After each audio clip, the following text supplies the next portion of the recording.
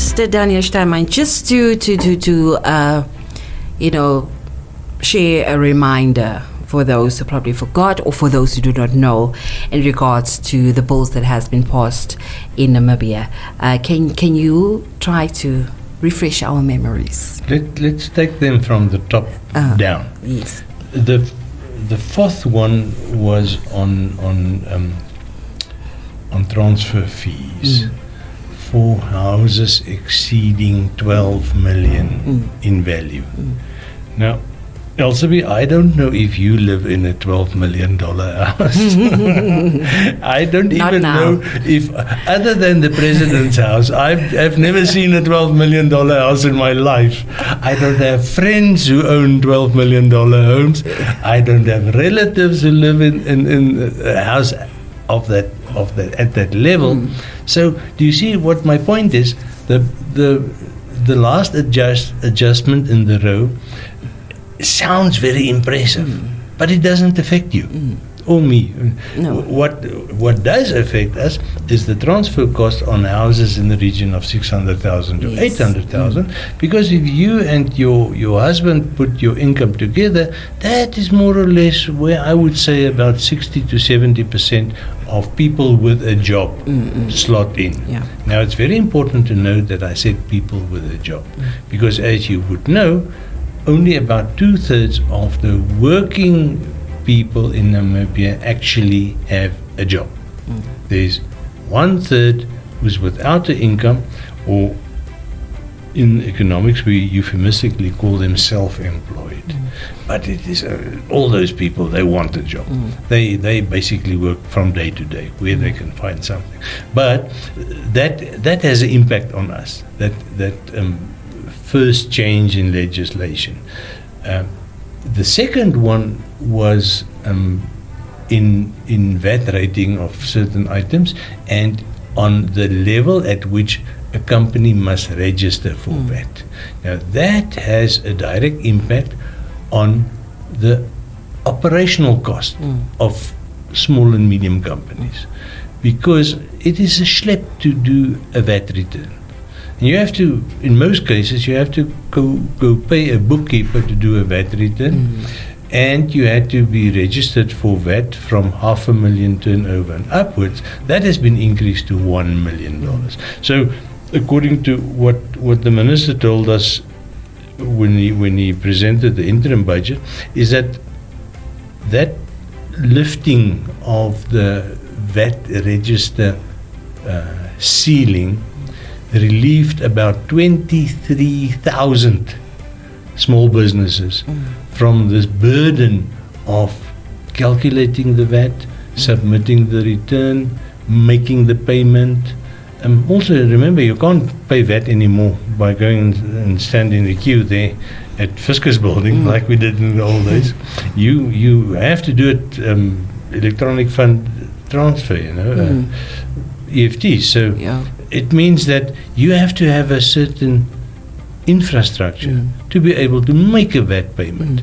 Now, if you are a mechanic and you in your late 20s or early 30s and you work in a very small workshop for yourself, buying a computer, $8,000 computer, is a very big expense that you don't necessarily need. And if you need it only to be able to make a VAT payment, or if your VAT payment is one of your most important transactions, and you can come away with a small little $1,200 notebook that you picked up at Cash Crusaders. You see the difference. So the point that I'm making is that lifting of the VAT threshold seems irrelevant to most people above that limit, but it's not to the SME. The SME owner, his overheads has now been reduced, and that puts more money in his business. So he can either spend it or buy DOP, or he can invest it in his small little concern and grow. And then the most important one was the raising of the threshold of PAYE, taxes on income. And that threshold has been raised from 50,000 to 100,000 a year. And it is only that part. Everything that you earn above 100,000 is still taxable, but those brackets have also been adjusted. Yeah. So if you earn $101,000 in a year, on the first 100,000 you will pay zilch, zero. It's now zero rated up to 100,000. On that $1 that you earn extra, you're going to pay 17%. So that is 17 cents. So how the Revenue Service will administer those very small amounts, because remember, there are going to be a couple of thousand people who are now taxable at a lower bracket, but at the same rate of 17%, but only starting at $101,000 in a year.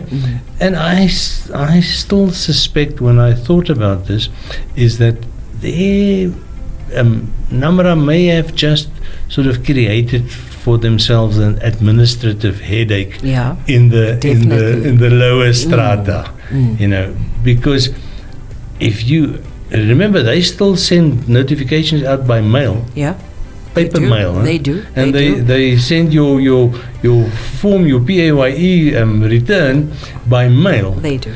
Now, that's usually a fairly comprehensive document in a fairly big envelope. Let's say it costs them, and you still have to pay the people who handle all that paper. Let's say it costs them $50 to get that return to you and back. But they're sending you that piece of paper because you are liable for $12 in tax. You see, it doesn't make sense.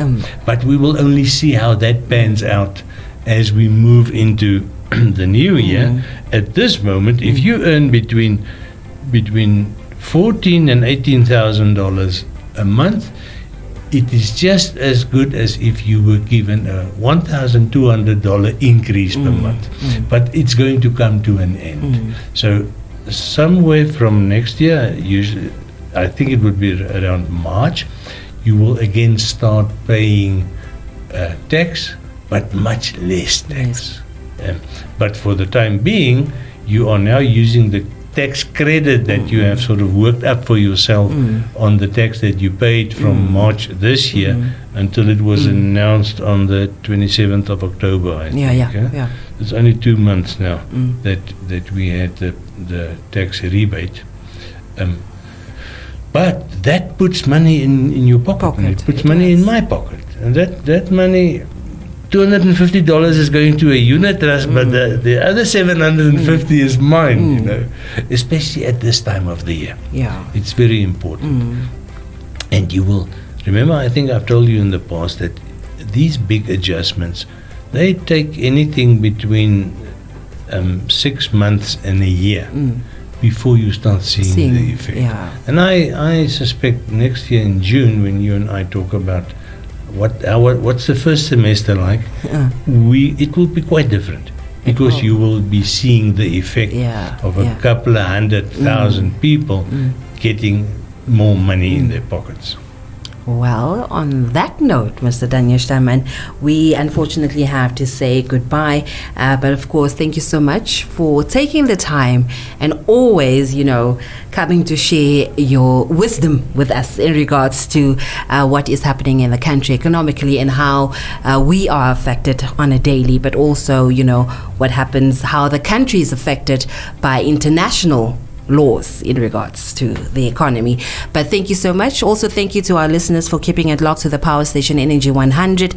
And in case you want to listen to our previous talks, you can, of course, go to economist.com.na, or you can go to Economist YouTube channel and listen to all our talks that we've had throughout this year and the previous year and the year before.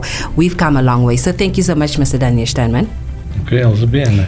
A blessed Christmas to each one of our listeners. Yes, a blessed Christmas to you as well, and a blessed Christmas to the ones behind the scene, and that is, of course, Vikive Hangero. We're signing out. Goodbye.